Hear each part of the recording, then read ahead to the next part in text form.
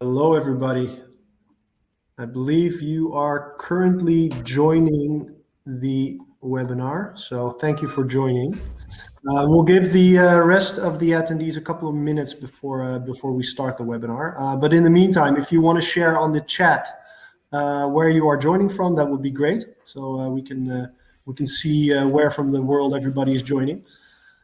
It's on your right-hand side, by the way.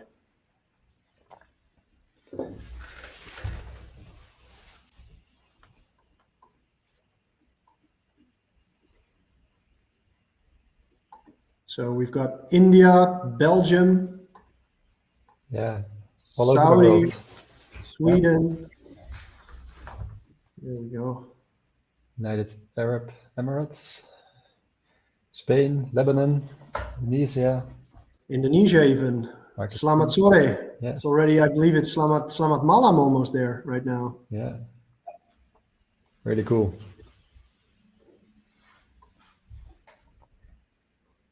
Very good.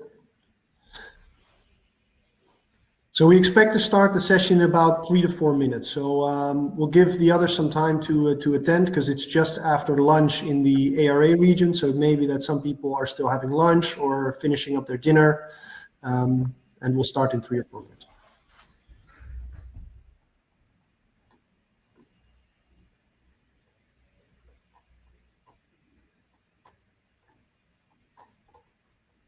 What did you have for lunch, Jelle? I had a late breakfast actually, so I will get lunch after this session. What about you? I had some leftovers from yesterday. Oh yeah. Luckily, yeah. Working from home has its benefits. Yeah. Otherwise, in the Netherlands, it's usually a piece of bread and some cheese.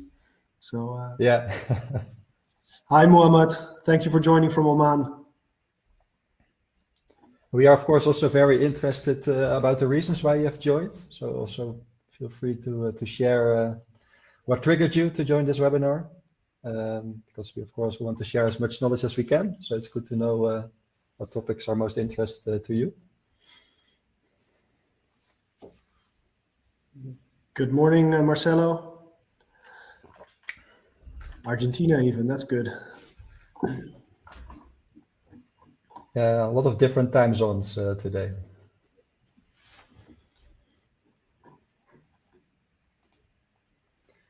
I also see some answers already on the polls coming in.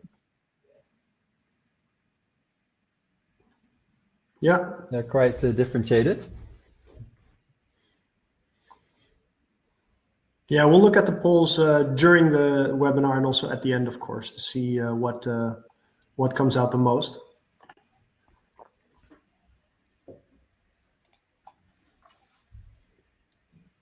Thank you for joining, Jacques.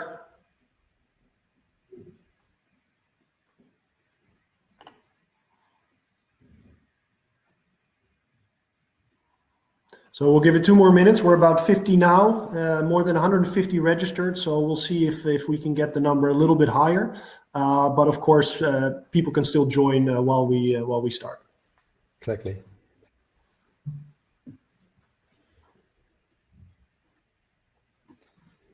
So one of the countries that were shared on the list of yours, Alexander, to travel to once. Which one? One of them. There are so many. Indonesia. Yeah, I used to live in Indonesia. Oh, so wow. I still know some words in Indonesian, but I cannot do a full presentation in Indonesian. Beautiful country, by the way. Jakarta. Oh, yeah. Long time ago.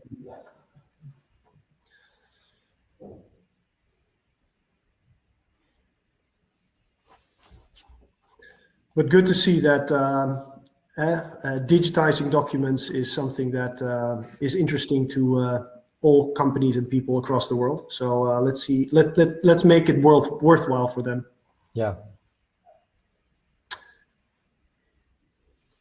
Let's wait 1 more minute, and then we think we can give it a go.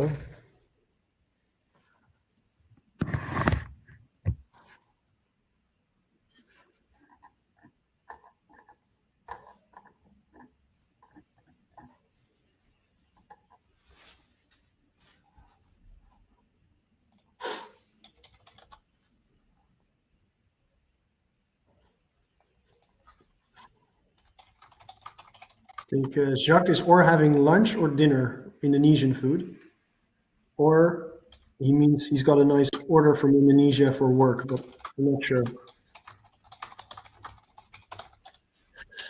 Okay, hey, shall we kick off? Because it's 13:04 now. From work. Thank you, Jacques, for that explanation.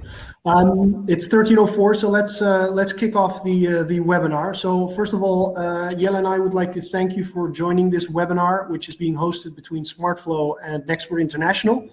And also first of all, thank you for sharing where you were joining from, or where you are joining from, and why you wanted to join this webinar.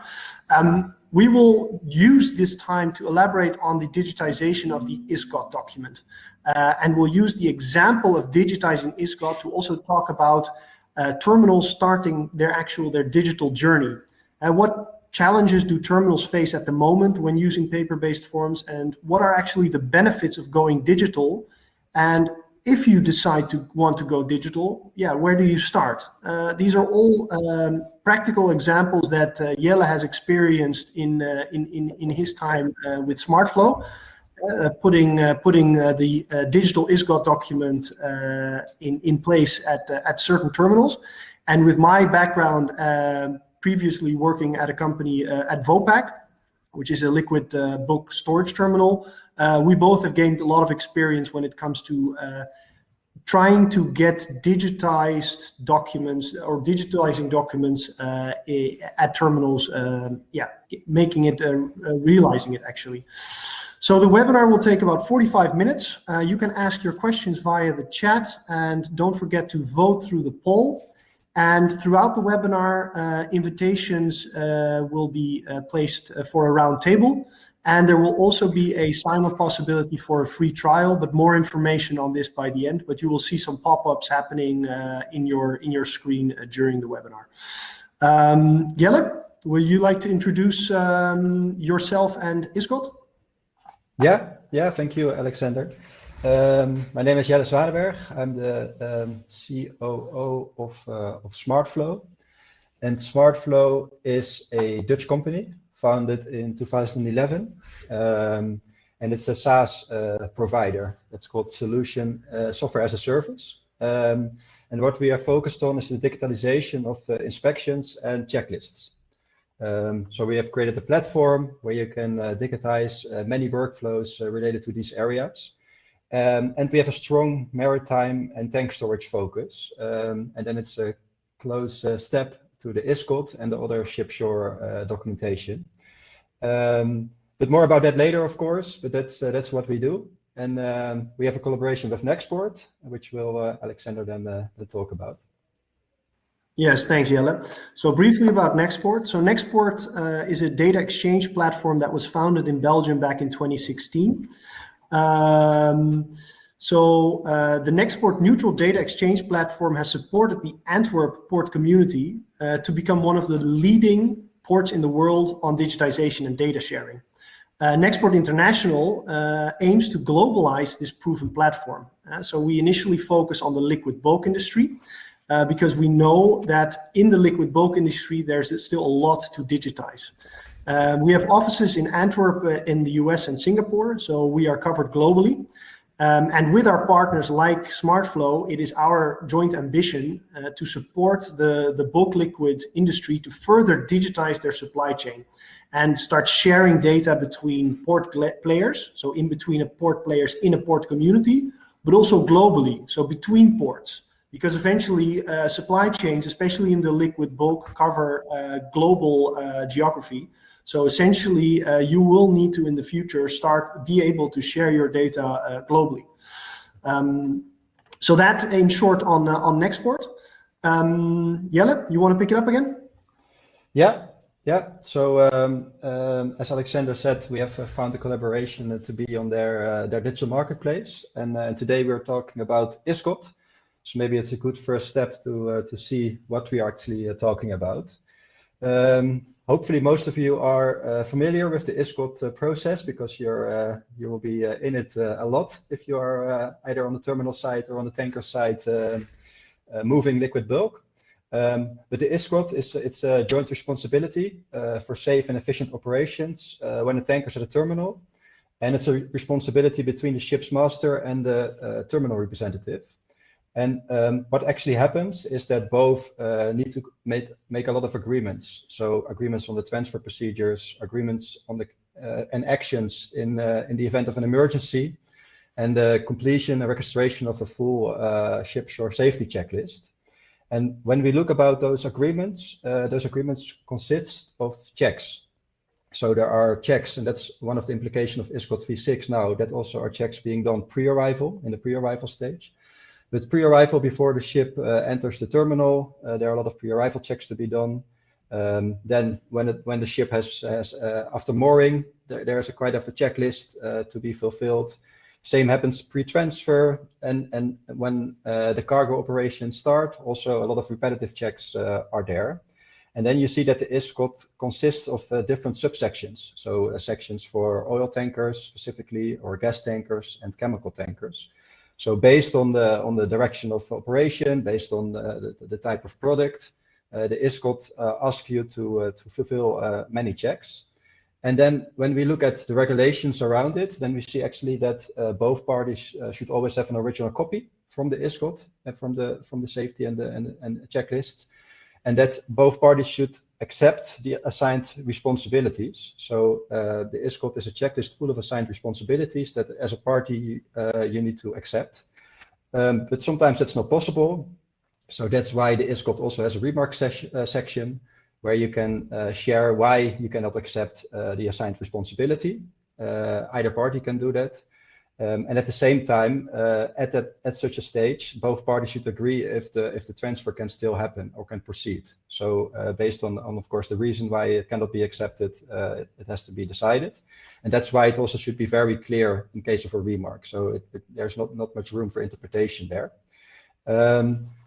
Then if we go one page further, then we see actually this is already some sneak peek of a digital variant of the ship-shore safety checklist. But it's the example of an oil tanker. This is the part 3 to 7, where many checks are there, assigned responsibilities are there for after mooring, pre-transfer, and where the agreements can be made. Also, what actions indeed to take in case of an emergency. And here you see on the left side the ID of each check, what the assigned responsibility will be. And in this case, you see the assigned responsibilities for the terminal after mooring. And in case if you will not be able to accept the assigned responsibility, then on the right side you see a remark option where you can, for example, simply state why you cannot accept it. But it's not only for not accepted, you can also use it to give an indication of the direction how you will do it. So for example, here we have the access to and from terminal is safe, and then it happens through the shore gangway. But before we go further in the digital solution, we might also want to know what challenges are there if you are still working paper-based. Then I will give the word back to Alexander. Yes, thanks, Jelle. Yeah, and paper-based, of course, this is something that we are all, I assume, very much used to. And challenges that our industry faces daily can be partially linked to this traditional way of working. And when I say traditional, I mean using common communication methods like phone, email, and fax to share information between companies, and sometimes even between departments as well. So customer service sends operations an email, or vice versa, instead of using a management system for that.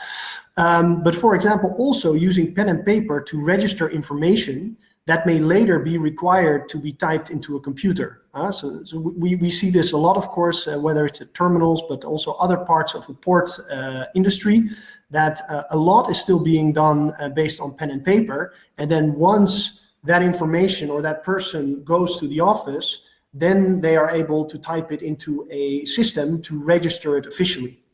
And of course, we can all understand there that there's a lag, of course, in that data being entered. So when it comes about that data being real time, of course, that's not the case. And for paper-based ISGOT, this is no different. If you look at inefficiency as one of the major challenges, for each vessel that is planned to arrive at a terminal, the terminal needs to prepare several documents prior to arrival. And these documents are generally printed out and are given to the operator for when the vessel arrives. And in my time at Vopak, I have seen stacks of this thick of documentation going with the operator outside towards the vessel, so that all the required and mandatory documentation is signed and entered. Also looking at restricted operations, and this is something that is especially important in the last 2 years. And with the COVID pandemic impacting supply chains globally, it also became more difficult, especially in some regions even prohibited, to go on board of the vessel and perform the required documentation. And the fact that you are unable as an operator to go on board and sit with the captain and go through the document meant that you would have to find another reason to eventually fill out the ISGOT document. So what happened is that the operator would sit inside and fill out his part, scan it, send it to the ship captain, and the ship captain would hopefully be able to put it in on his computer, but sometimes he would have to print it, fill it out, scan it again, and send it back. Because essentially you would still need to comply with the regulations, even though a COVID pandemic hit. So that is one of the essential challenges we still face. And in some places, they still say, hey, rather try to do everything remote as much as possible. And of course, these things like restricted operations essentially further increase the idle time of vessels at the jetty. Which of course was already the case, because all the time that a jetty lays idle at a vessel lays idle at the jetty means that it is time not spent pumping. And for any terminal, but also I can imagine for any vessel, it is very important that you utilize your time as much as possible to perform operations. One other important one is regarding compliancy issues. Because ISGOT is, as in many ports, a mandatory document, paper-based forms always bring a risk of information not being correctly documented. You will always also have to rely on the document holder, the operator, to fully understand what he or she needs to do when it comes to filling out the document, because there are no system barriers in place. And that is a fact with any paper-based document you fill out. What you would like to have essentially with anything is that you also have a system barrier in place that can assist the operator in the case that he or she forgets something or misses something, that they get a reminder, hey, don't forget to fill out this part, or have you thought of this? Other challenges, of course, you think about the storage and filing of documents.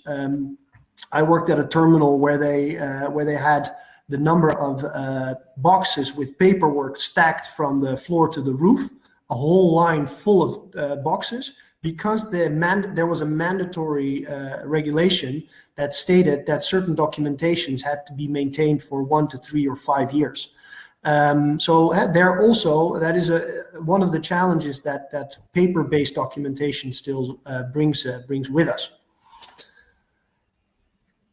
Shall we move on to the next? Yeah, of course, I see Caleb acknowledging already some of the challenges, and especially the one to go on board indeed, because that was also one that we faced a lot during even the digitalization of the ISGOT, that at some point Port Authority stated on board is no longer possible, and yeah, let's find a solution for that. So the past year was also quite hectic, for the past 2 years for us, by making this product, by all of these kind of regulations and restrictions, because you need to deal with them, but it also makes your system or your supply chain stronger if you're able to deal with them.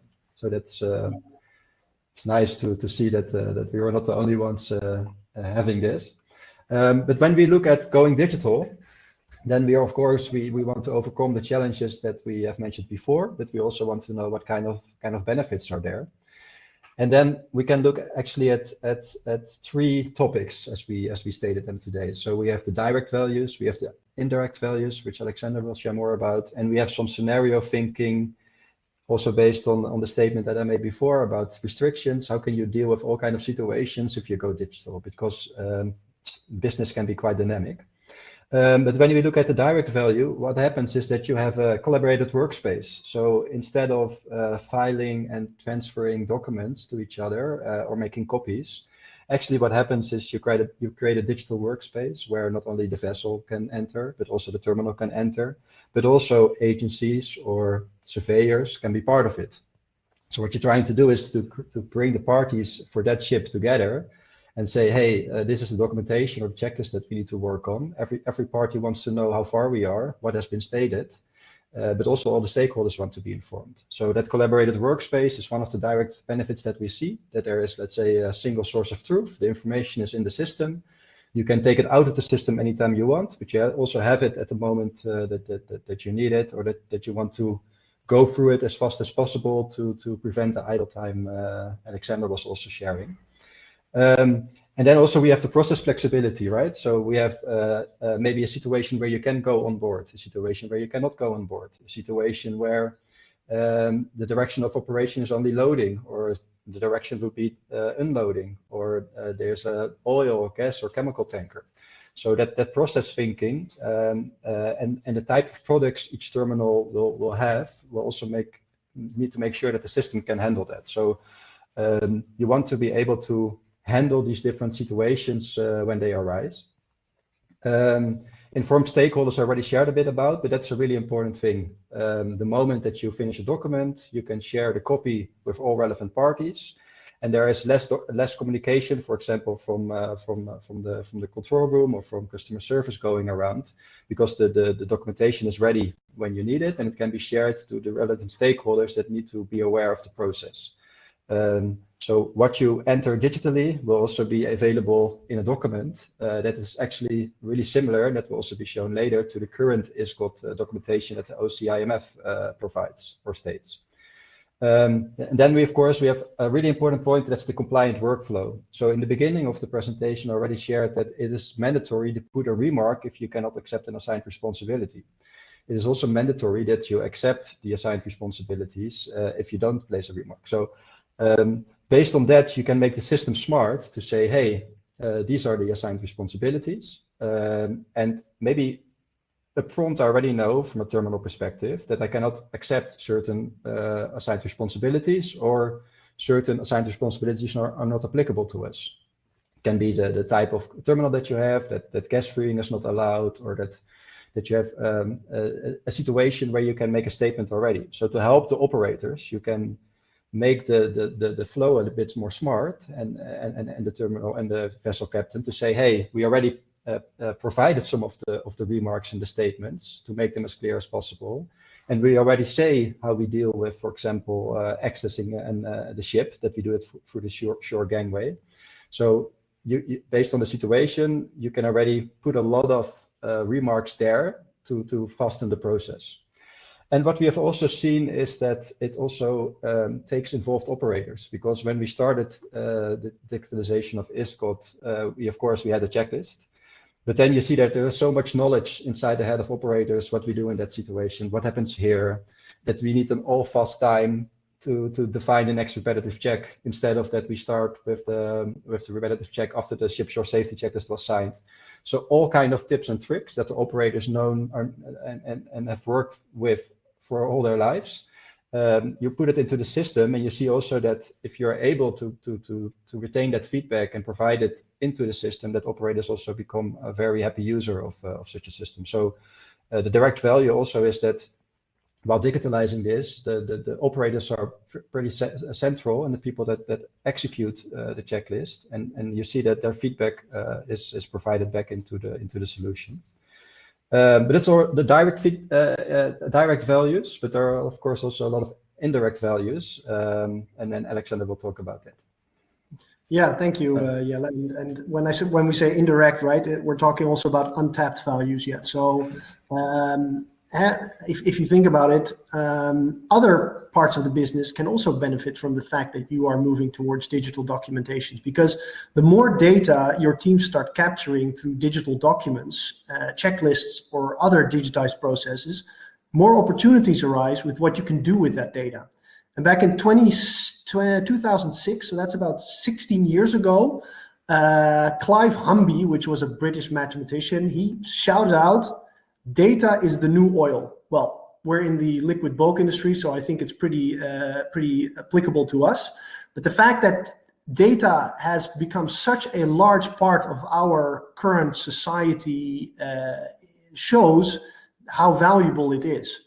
And the fact that we as an industry are, I think, right now only starting to see how important data is also for our industry is pretty impressive. We are a very asset-heavy industry, very traditional industry. We have more time to adapt to the changes that are happening in our world, where others, like the retail industry, were disrupted way faster than our industry. But we are seeing that parties in our industry are asking for more and more data of their service providers as well. And that data capture is an opportunity. So that is what I really want to emphasize for any company. Data capturing will eventually be an opportunity for you. And for one, if you think about it, data integration will allow certain captured data from one operation to be used in another system, which can reduce double entry. For example, if you have a terminal management system where you enter all the nominations and orders of the vessels arriving, that can actually trigger a digital ISGOTT document to be set up for that certain vessel when it arrives. And those are ways to ensure that you can integrate certain parts of your order entry system with your actual execution of the digital documentations. And so this is how it actually initiates a new workflow. You can also be able to use these created data sets for analytical purposes, which can, of course, improve your insight in your operations and determine how you can become more efficient. And finally, exchanging this data with your customers or with other parties will allow the whole supply chain to benefit from your digitization efforts. Note, of course, that you have worked hard to gather this data, so it's important to stay in control of who can use it and for what reason. And of course, you would like to decide whether you want to get paid for exchanging this data or not. This is also something that once you start capturing data and companies or other parties start asking you for this data, you can decide for yourself, hey, I've really put time and effort into digitizing my whole process, so I'd like to get a share for that. And yeah, so that is more on the indirect side. Yeah, thank you, Alexander. Yeah, and then of course, as we already touched a few of the scenarios, but then when you digitalize, then you can think of, hey, what kind of situations can we run into? For example, and this is also, I think, a very known problem to many of you, connectivity on the vessel is not always available. Maybe it will take 5 years before every vessel can benefit from having internet all the time. But at the same time, and for many terminals, the same is applicable. There's not always a good connection on the jetty. So you need to take into account that you need to accept or facilitate that people should be able to work offline, and that there's a noticeable period where people cannot share the information, but they can work on providing the checklist and can sign the checklists. But when the information or when the connection is installed, then you can start sharing it. And this is a very important part of digitization, especially in this industry, because connectivity is not our strongest point yet. At the same time, we all have those operational restrictions. So there's a vessel, you're not allowed to go on board. So beginning of the ISGOTT, you can state, hey, for this terminal, we are not allowed to go on board. So we need to have a contactless operations where we will also share the shipshore safety checklist upfront with the vessel, and the vessel has to ping it back to us, and we work collaboratively in our collaborated workspace on that checklist. And we also, of course, not known about any operational restrictions that will come in the future, but the scenario thinking is very important when you digitalize. It's the same when the business has to react in a paper-based situation. If you're not allowed to go on board, Alexander already shared the example that you start scanning, you start emailing. So you're dealing with the situation, but with digitization, you want to make that a lot easier than work consuming. Then also for the ISGOTT, parts maybe are relevant for barges and parts are relevant for tankers. So can you use a part of the ISGOTT, as we have seen also, for example, in Singapore, that for barge ships, part 1 and 2 were not relevant, but we started with the shipshore safety checklist and additional documentation. I also saw some question in the chat about other documents. So yeah, indeed, during that process, you might want to share documents or you want to share different checklists that are going alongside the ISGOTT, but they follow the same process. The ship is in the pre-arrival stage or it's in the arrival stage, but we also will come back later to that. The product type, gas, chemicals, oil, maybe mixed product, I don't know. There are many situations you need to be dealing with and where you can state if it's acceptable on the terminal that you do both directions in one ISGOTT, then for each product you need to state which direction the product will go and the quantity and the rate. So in those kind of situations, you also need to take into account. And the last point, maybe Alexander already touched, it was about standalone or integrated, so that you can use it standalone and you can do the ship entry before you want to start the ISGOTT. But at the same time, it can be a trigger coming from a TMS system, for example, making the flow more automated and that things happen when customer service books the nomination and the ship is close enough to do the port call. So here we see that you have many scenarios that you can take into account while digitalizing the ISGOTT and other shipshore documents, but these are good to think about. Then how to start, because it's all nice, the story, but maybe you're also thinking, hey, when I want to digitize, and this is not only applicable on ISGOTT, but also on other processes, but how can I start? And maybe Alexander, you can first give your view on that. Yes, thanks, Jelle, and definitely it will help also for I think for the people who've joined this webinar, if you can share some practical examples, what you've seen in the field. Once I share the chunks and change when it comes to how to start. So when we talk about implementing a digital solution in general, we need to remember that, like with any change, the basic human reaction is to resist change. This is part of our human DNA. It's basically how we respond initially. Not everybody, of course. I don't want to say everybody is resistant to change, but that is generally how people start. So it's also very important to know the people who will need to change their way of working before deciding on how to implement it. And in this case, when we talk about digitizing documents, shipshore documents, especially ISGOTT, it will be your operations team who will have to go through a transition, through a change. And these gentlemen and women are generally very experienced and know their job and their terminal like the back of their hand. They know every nook and cranny on the terminal. They will know everything. So that is why it is important for them, if you want to have them join your transition, is to start small. Start with a small part of their process if you want to digitize it. Let that team gain experience with working digitally and go through the transition together with them. This is very key when it comes to eventually going through a change. This is also what you learn in the green belt and all the different lean Six Sigma trainings. Is involve them, start small, take small steps.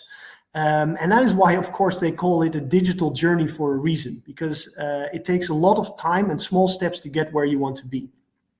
Also important is to acknowledge the fact that these type of changes take time to adapt and to give them the space and time that is needed. Another thing that I have experienced is that, and maybe outside Europe, this is more than inside Europe, I'm not sure, is that there's still many terminals that do not work with tablets in the fields. So essentially, if you want to go digital with documentation, chances are is that you will have to also work on the hardware of your terminal. And getting your operators to use tablets will be very important to start gathering this valuable data, whether it's on documentation, but also other processes at the terminal, like safety checklists, maintenance, other operations, timestamps. Those type of data points that you would like to receive not only digitally, but also more real time, so when it actually occurs. And even though most operators will know how to use a smartphone to call or text or play games, do not assume that they will easily transition to using a tablet in their daily work. As an example, many of us, I think also here in the webinar, may still bring a pen and a notebook to a meeting and write the notes down, and later we type it over in a CRM system or in an email, which is of course also duplicate work we're putting ourselves through. But yeah, we are also people who resist change. So these are some examples and some tips and some points as to when you want to change, how do you do that? And therefore start small. Jelle, could you give us some more insight into what have you experienced? Yeah, so basically I've been heavily involved in two processes. One was in the port of Singapore and one was in the port of Rotterdam, where we digitalized this. And you are talking a lot about the operator, of course, but evenly important is also taking the tanker or involving your customers or the people that move the product. And what we have seen is also that, from my experience, that the terminals were also very delicate in that, right? So they started and they informed agencies, they informed tankers that they wanted to do this. They choose a few to start it with. And it's all to validate, is this a workable solution, not only for us, but also for the people that are also working with us in the supply chain? Because if it's only beneficial for the terminal, then you will give the vessel quite a problem and the people around it. And also to get a happy workspace, you don't want that. So what we have seen is we have started with different pilots. We have started with pilots in different ports to experiences what is needed to digitize such a process. And what is the experience from the people that are using it? What kind of requirements do they have? What kind of situations do they tell us about? And then you see slowly that those terminals are starting to put the digital way of working into their procedures. So instead of running it in paper, they say, hey, we want to store it in ISGOTT, and we store the documentation that was piling up in the cabinets. We store it now in the cloud, and we accept that. And you see the first success coming. So you see terminals that are really happy and vessels are really happy when they go to that terminal, that things go more smooth, that go more fast, that information is available, that the process is more clear to them. So we saw a lot of benefits, but at that moment of time, the terminals were very happy. They didn't want to stop using it anymore. And then if you are more looking at this from a global perspective, you might say, hey, I have 76 terminals or 50 terminals or 20 terminals or 10 terminals in my portfolio. So when you're talking about a big portfolio, you can also see that many of the processes are quite in a similar way digitalized. But at the same time, you see that there is a lot of freedom needed, flexibility needed on the terminal end or to do the operations as they desire. So you have a proven use case, but you want to think about, hey, how can I scale this, and how can I make sure that we have different situations that we need to adapt to? We have a terminal that's very focused on oil. We have a terminal that's very focused on gas. They have a culture way of working. They might be from another owner before, right? Where they have established a culture and a way of working. So in that sense, you see that from validate to scale is also a nice process where you think about these kind of situations where you really want to understand we have different terminals, but what is common and what is uncommon, and what kind of flexibility do you need to provide all. Not sure if you have anything to add to that, Alexander. Otherwise, I will. No, I just got hit on the hand that we need to speed up. Yeah. We will show now a short demo, because it's also nice to see how this works. So we show a short demo where we, on the one hand, show the process of calling in a new vessel from the terminal, and then what the vessel also will see when they receive the documentation from the terminal to be filled in. I see it will run now. Yeah, so what you see here is the collaborated workspace and the different stages the ISGOT can be in. So we start with clicking on a new ISGOT, and then you see all kind of information like the estimated time of arrival, the port, the jetty, the name of the tanker, the email of the tanker, where we can say, hey, you can get access by sending an email to this tanker. The direction of operation you can see there, if it will be loading or discharging, the type of product to be transferred, a terminal booklet to be uploaded and shared, the quantity, the unit of measure, the product name, and then in the process, the different actions will show up. So we have now prepared the ship, and the first step is actually to get into the pre-arrival stage. And in that case, you see the different ships that are in that situation. You can open part 2 and do the terminal end. So already here you see a lot of remarks pre-filled to make sure that the right remarks are shared with the ship for this situation. The checklist can be completed, and at that point the pre-arrival stage for the terminal is finished. So we need at this moment of time to invite the ship or the vessel. A button to send an email. And what will happen is that the vessel will receive that email, will also receive a PDF with the documentation, so that it's also the original copy, let's say. And they can click on the link. And while clicking on the link, they get in the same workspace, but some parts cannot be adjusted to them. They are only adjustable by the terminal, and they can start fulfilling their part of the checklist. So this is part 1A and part 1B, and they can check it, they can save it. And also then the vessel has been able to secure their part of it. Now, going further, you get, of course, the ship shore safety checklist, further the repetitive checks.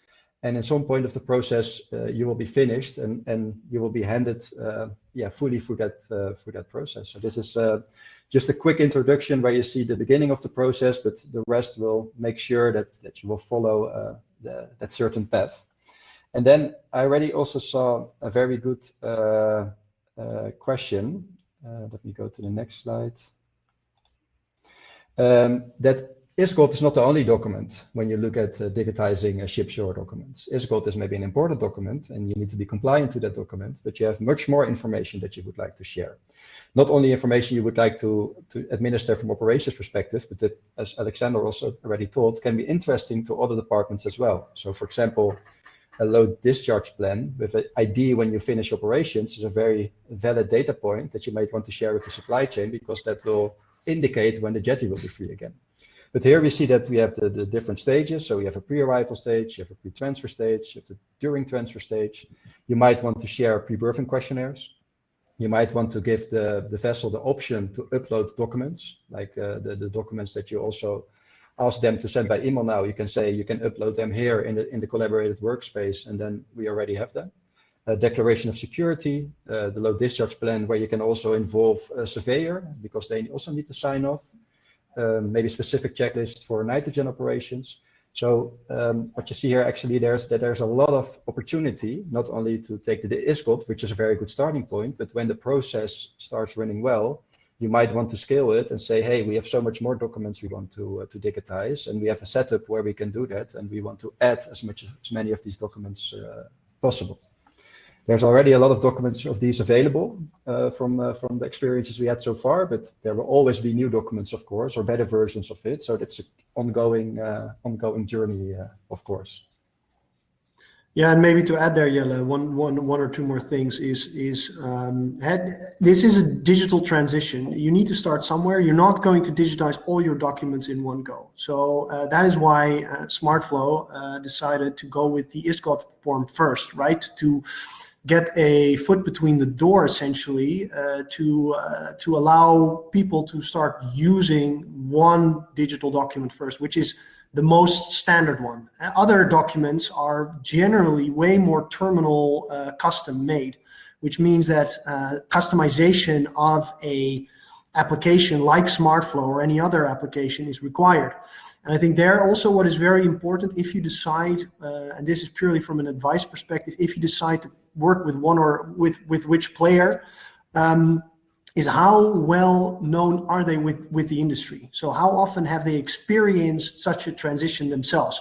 because people from an IT sector or from the tech sector are generally very fast paced, have great ideas, but being able to really implement a solution in a terminal is not that easy. It really takes time and effort to sit down with the operations, with the people, and really understand what they want and make them become part of the team. And I think that is what I personally really liked of how Smartflow works, is that they really take the time to sit down with you and understand, what your needs are, instead of just pushing documents and standards towards you, where of course the risk of breakdown is way higher.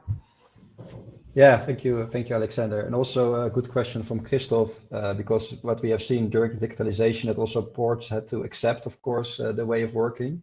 So we have done that in Singapore already, in Antwerp already. We have done that in Houston. We are closely doing that in Durban. So we see that more and more ports, lots of them are accepting the way of working and also allowing terminals and vessels to start communicating these kind of situations digitally.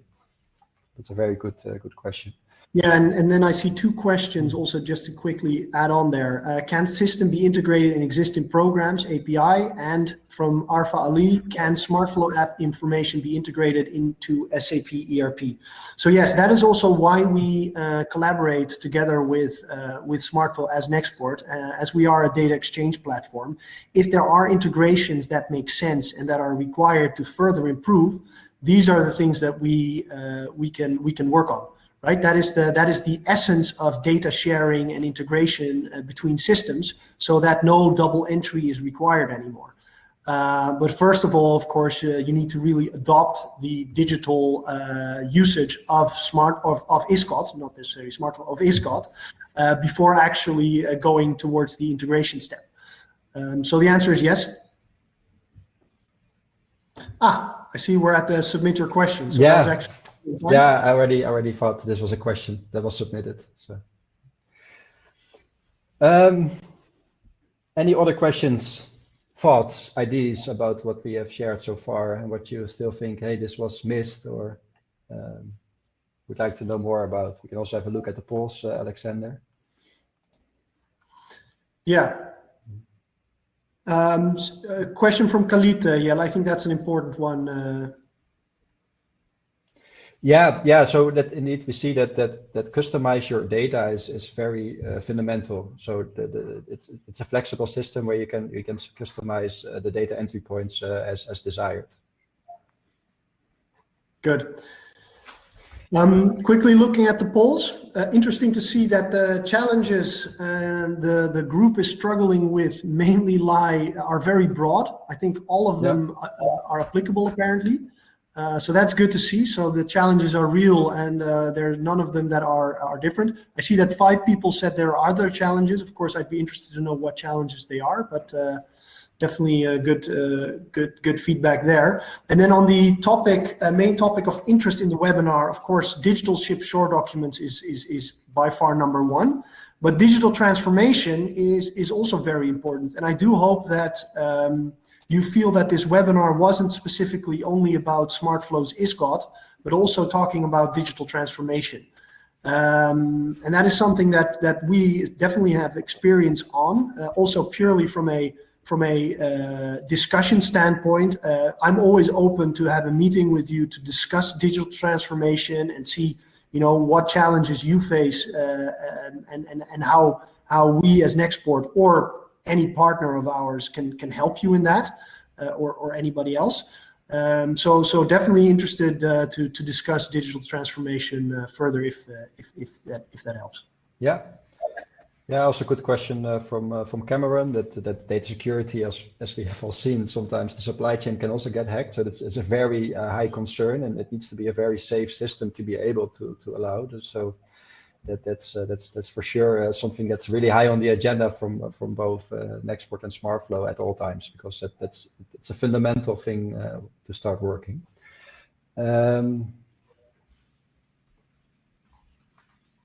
I see another question, I think, for you from Asif. How the ship shore physical checks will be carried out in digital transformation? Yeah, there are various ways. So we have the example of the remote operations where people are both on their end collaborating on the checklist. But we also have seen that, for example, for the ship shore safety checklist, that people will still come together in one room or at one place, have a tablet in between, and go through the checklist together and fulfill it, and then automatically share the data with the others. So it's a very flexible system. Is it remote? Is it together? But we also have seen many things together because there's still quite a good conversation that needs to go on, right? About all the agreements that you have to make together. Yeah. Maybe good reminder, in the bottom left, if you click, there's still the availability of the free trial, the digital ISGOTT and other shore documents if you want to sign up. So please go ahead if you are interested in that. Yeah, we have actually two things. We have on the one hand, we want to have more dialogue with you. So I think it's also really good to have all your questions today and involvement, but we would like to discuss more and also hear about your stories. So we would like to organize a roundtable. It will be on the 12th of May, same time as today. So you can of course sign up for that if you want to have more dialogue with us about digitalization, digital transformation, but also ship shore documentation in particular. And of course, we know that maybe you want to try it out a bit, like a free trial, that you want to say, hey, is this something for us? Can I show it to an operator? Will they like it? Can we maybe start using it a bit? So that's also maybe very interesting to you to start with. Yeah, thank you, Jelle. And also from my side, from Nextport side, thank you very much for joining. For me, it was also always very interesting to have such a discussion and also see the questions that arise. Also from our side, if you are interested to discuss more about data exchange, but also maybe you have other challenges, not necessarily only ship shore documentation, but visibility, ETA information, those type of things. We partner up with a lot of different companies to see if we can assist port players to become more digital. So if you have any questions, visit our website or contact me directly through the email below. All right. Thank you very much, all. And I think we are happy that you joined, and we will close it and hope to speak, of course, or see you in future sessions.